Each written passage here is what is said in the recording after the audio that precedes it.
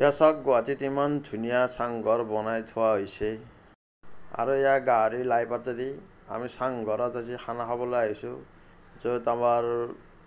ডাঙৰ বাইদেউ আৰু ভিনদেউ থাকে তাতে আমি সকলোৱে খানা খাবলৈ আহিছোঁ এয়া চুচি গীতান সকলোৱে এনেকৈ বহি আছে ভিনদেউক বনাবলৈ লগাই দিছোঁ বনাই আছে ভিনদেউৱে আৰু আমি চাংঘৰত বহি আছোঁ একেলগে আৰু আমাৰ বিন আৰু গাজৰ ভাজি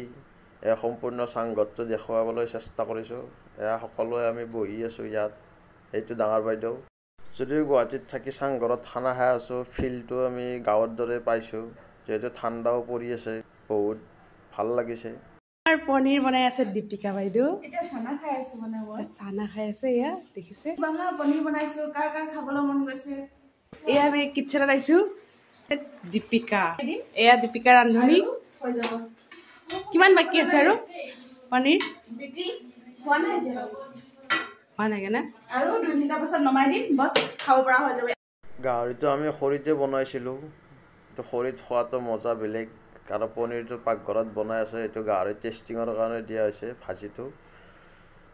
অৱশেষত আমাৰ খানা বনোৱা হৈ গ'লে খাবলৈ ৰেডি সকলোৱে